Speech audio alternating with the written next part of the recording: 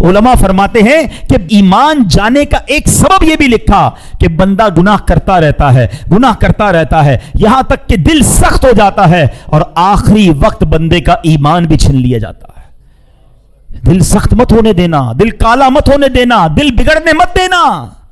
اگر فیل ہو رہا ہے نا کہ یار دیر از سم تھنگ رانگ، آج ہمیں پتا چلے کہ یار میری زبان میں اچانک لکنت آ رہی ہے، پیر صحیح چل نہیں رہا ہے، ہاتھ میں کپکپاہٹ آ رہی ہے، آنکھیں دیکھ نہیں رہی ہیں، کان صحیح سن نہیں رہا، تو ہم چھوڑتے نہیں ہیں اس کو۔ ارے کوئی بات نہیں، پیر نہیں چل رہا ہے، ایک تو چل رہا ہے نا، فوراً ڈاکٹر کے پاس، فوراً کلینک۔ یار اچانک کیا ہو گیا؟ مجھے دکھائی نہیں دے رہا، مجھے سنائی نہیں دے رہا، میرا پیر سیدھا نہیں ہو رہا۔ فوراً جسم میں جہاں گڑبڑ ہوئی ہم نے ڈاکٹر کو، لیبارٹری کو پکڑ لیا۔ ارے جب تمہارے ایمان کے معاملے میں، تمہاری عبادت کے معاملے میں گڑبڑ شروع ہو گئی ہے، تمہیں نماز میں دل نہیں لگ رہا، تمہارا تلاوت میں دل نہیں لگ رہا، تمہارا سجدوں میں دل نہیں لگ رہا، تم دعا کے لیے ہاتھ اٹھاتے ہو، آنسو نہیں بہ رہے، تمہیں یاد مدینہ نہیں تڑپا رہی، سمجھ لو میں بیمار ہو گیا ہوں۔ اب مسجد چھوڑ کر مت جانا، اب اللہ کی بارگاہ میں سر جھکا دینا کہ مولا بیمار بن گیا ہوں، مولا گناہوں نے ورق چڑھا دیا ہے، دل سیاہ ہونے لگ گیا ہے، اے اللہ دل بگڑنے لگ گیا ہے، کریم مدد کر۔